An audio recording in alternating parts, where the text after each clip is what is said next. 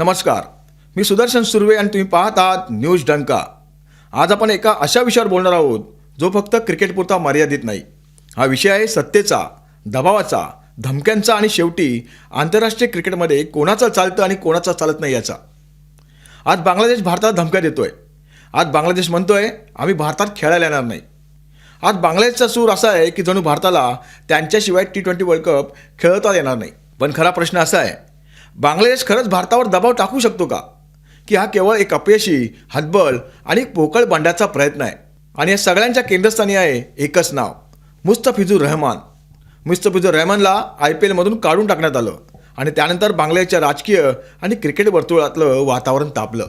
बांगलादेशचा दावा असा आहे की भारताने खेळाडूवर अन्याय केला, खेळ आणि राजकारण वेगळं ठेवलं पाहिजे आणि म्हणूनच ते भारतात T20 वर्ल्ड कप खेळायला येणार नाहीत। पण मित्रांनो, इथून खरी गोष्ट सुरू होते। मुस्तफिजुर रहमान हा प्रश्न नाही, तो केवळ एक निमित्त आहे। खरा प्रश्न आहे बांगलादेशमध्ये हिंदूवर होणारे अत्याचार, हत्या, मंदिर फोडणे, महिलांवरील अत्याचार, हल्ले, जबरदस्तीची स्थलांतरं आणि त्यावर बांगलादेश सरकारची गुन्हेगारी शांतता। हे सगळं जग पाहतंय, हे सगळं भारत पाहतोय आणि आता पहिल्यांदाच भारताने फक्त निषेध न करता भूमिका घेतली आहे। IPL ही खाजगी लीग नाही, ती भारताची सॉफ्ट पॉवर आहे।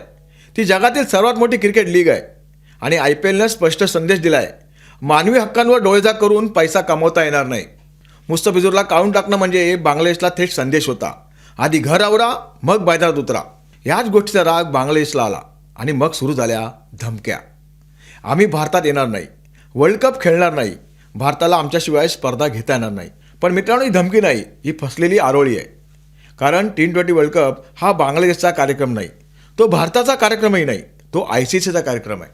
आणि ICCमध्ये धमक्या चालत नाहीत, नियम चालतात। आणि समजा बांगलादेश खरंच भारतात खेळायला आला नाही तर काय होईल? सर्वात आधी त्यांना आर्थिक फटका बसेल। ICCकडून बांगलादेश क्रिकेट बोर्डाला दरवर्षी कोट्यवधी डॉलर्स मिळतात। वर्ल्ड कपने खेळण्यास हे अनुदान थेट कापलं जाऊ शकतं।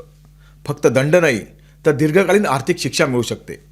प्रायोजक पळतील, प्रसारण हक्क डोक्यात येतील, खेळाडूंना पैसा मिळणार नाही।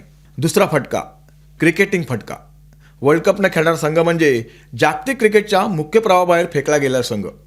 भविष्यात थेट पात्रता नाही, पात्रता फेरी खेळा, अधिक सामने, अधिक खर्च आणि कमी प्रतिष्ठा। तिसरा फटका, खेळाडूंच्या करिअरवर घाला।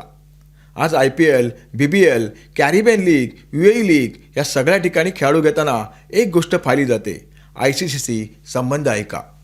ICCशी संबंध कसे असतील? एकदा नखरेल राजकीय दबाव टाकणारा असा शिक्का बसला तर बांगलादेशी खेळाडूंना कोणीही हात लावणार नाही। आता प्रश्न असा आहे, बांगलादेश संघ आला नाही तर त्याच्या जागी दुसरा संघ येऊ शकेल का? उत्तर हो, नक्की येईल। ICCकडे राखीव संघ आहेत, पात्रता फेरीत दमदार खेळणारे संघ आहेत। आयर्लंड, झिम्बाब्वे, नेदरलँड हे संघ संधीसाठी तयार बसले आहेत। बांगलादेश बाहेर, दुसरा संघ आत, इतकं सोपं गणित आहे। आता BCCIची भूमिका काय? BCCIने एकही आक्रमक विधान केलेलं नाही, एकही धमकी दिलेली नाही। का? कारण भारताला धमक्या द्यायची गरज नाही, भारत नियमांवर चालतो। BCCI म्हणते सर्व संघाचे स्वागत आहे, सुरक्षा आहे, सोयी आहेत, ICCचे नियम पाळले जातील, म्हणजे जबाबदारी पूर्ण। आता ICCचं म्हणणं काय? ICC स्पष्ट आहे, खेळाडू पाठवणे सदस्य राष्ट्राची जबाबदारी आहे, विनाकारण न पाठवणे म्हणजे करारभंग, आणि करारभंगाची शिक्षा काय असते हे बांगलादेशला लवकरच कळू शकतं। आता सगळ्यात महत्त्वाचा मुद्दा, बांगलादेशचा तळफळाट का झाला? कारण पहिल्यांदाच त्याला प्रतिबंध जाणवतोय, पहिल्यांदाच त्याला नकार मिळतोय, पहिल्यांदाच त्याला समजतंय की भारत आता जुन्या पद्धतीने गप्प बसणारा देश राहिलेला नाही आहे। हिंदूवर अत्याचार करून, आंतरराष्ट्रीय मंचावर गोड बोलून आणि क्रिकेटमधून पैसा कमवता येईल हा भ्रम आता फुटतोय आणि म्हणूनच हा गोंधळ उडतोय। मित्रांनो, क्रिकेटमध्ये भावना चालत नाहीत, नियम चालतात आणि जे नियम मोडतात त्यांना मैदानावर बसवलं जातं।